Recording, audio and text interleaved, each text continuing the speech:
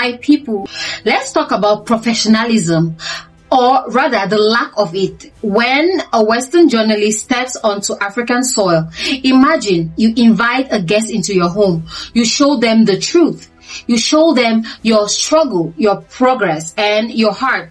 And then they go back to London, sit in a temperature-controlled office, and tell the world that you aren't a leader. You are a cult leader. That is exactly what just happened. For the first time, Sky News, the heavyweight of Western media, got a sit-down interview with the President of Burkina Faso, Captain Ibrahim Traoré, and the article they publish, it's not journalism, it's a hit piece. It's a smear campaign wrapped in a fancy British accent. They titled it "Inside a Secretive Country Run by a Military Leader with a Cult Following." Welcome back to Power and Pulse. If you are tired of the lion's story being told by the hunters, you're in the right place. Today, we are dissecting this Sky News report. We're going to look at why they are so terrified of the support Traore has, why they keep insisting we are under the jihad, and how the captain looked them in the eye and exposed their entire narrative as a lie. Sky News thinks they can intimidate the people of Africa. They think that if they use words like cult, we will suddenly forget that we finally have a leader who doesn't take orders from Paris. Let's look at this word, cult. In Western media language, when a European leader is popular, it's called a mandate. When an African politician has a huge following, it's called charisma. But the moment an African leader, especially a young military leader in the Sahel, commands the respect and hearts of millions, it's a cult. Why the double standards? Sky News writes, few heads of state command a cult following like the young military ruler of Burkina Faso.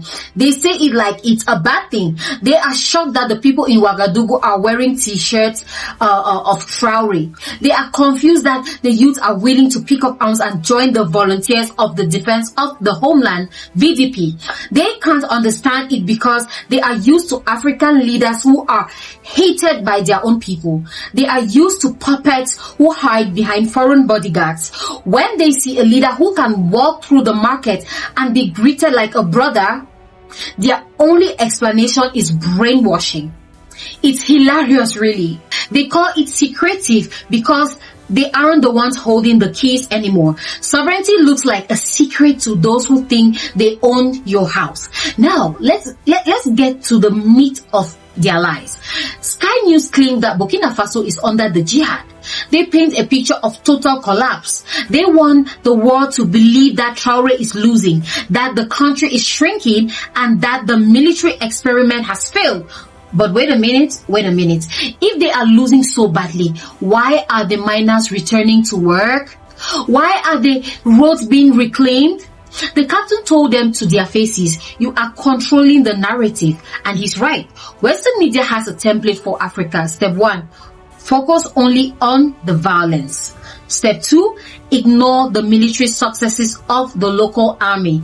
Step 3, imply that without Western intervention, which usually means more French troops, the country is doomed. It's an intimidation tactic.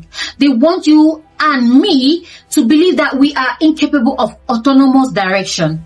They want to scare the African people into thinking that our only hope is to beg for a European savior.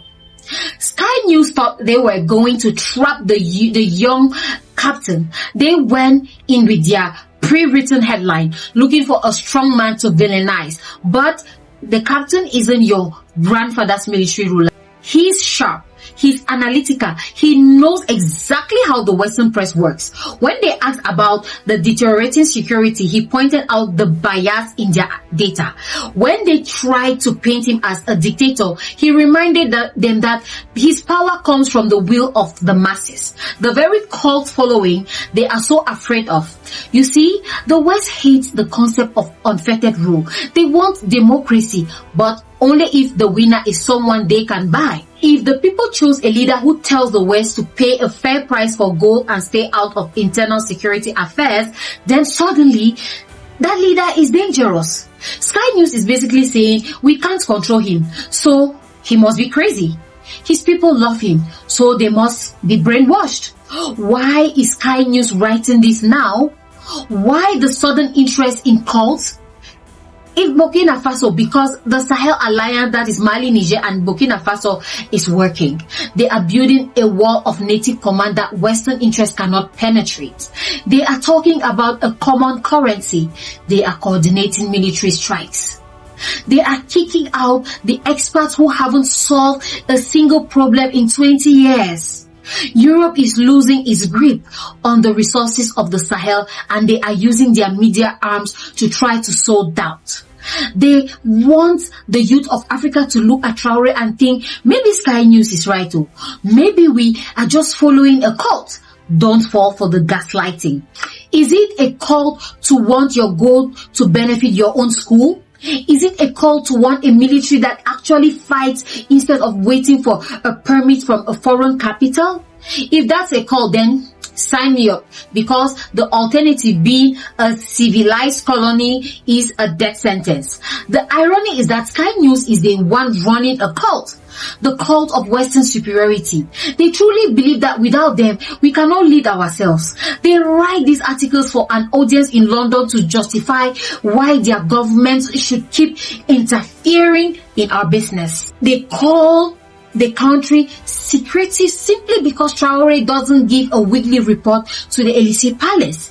He gives his report to the people of Burkina Faso. That's called strategic freedom, but to the colonizer's mind, it's secrecy. The captain was very clear. These media houses are tools of intimidation. They want to make us feel small. They want to make our successes look like accidents and our challenges look like proof of incompetence. Notice how they keep calling him the young military ruler. They use his age to imply he's immature or inexperienced. They hate that a young man has more courage than 80-year-old puppets they have been propping up for decades. They hate that he speaks with a direct autonomy that they can't negotiate with. When you can't beat a man's logic, you attack his age. When you can't beat his popularity, you call it a cult. It's a classic playground tactic, but it's being done by a multi-million-dollar media corporation. It's pathetic, really.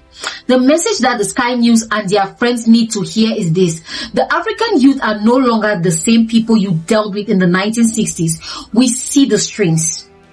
We see the narrative. We know that when you call our leaders cult figures, it's because you are terrified of our unity. You are terrified of a nation that finally stands on its own indigenous mastery. Traore told them the truth. You are trying to control us through information, but the information war is one we are now winning. We have our own platforms, we have our own voices, and we have the truth on our side. The people of Burkina Faso aren't following a cult. They are following a vision of a Sahel that belongs to the Sahelian. A vision where the jihadi threat, which often feels like it was manufactured to keep foreign troops on our soil, is finally extinguished by our own hands. So, as that article sits on the Sky News website, it serves as a badge of honor for Captain Ibrahim Traoré. If the people who exploited us for 100 years are writing bad things about you, you must be doing something right.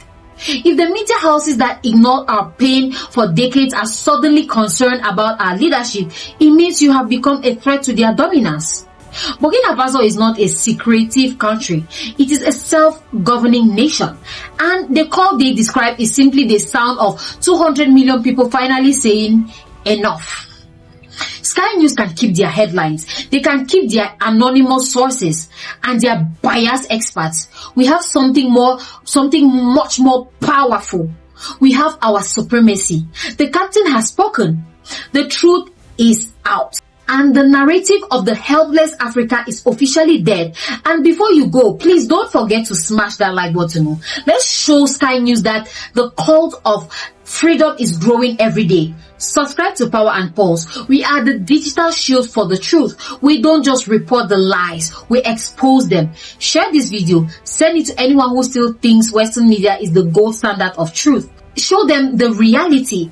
The lines are drawn and the captain is leading. The pulse of the Sahel is stronger than ever. This is Power and Pulse, and I will see you in the next one.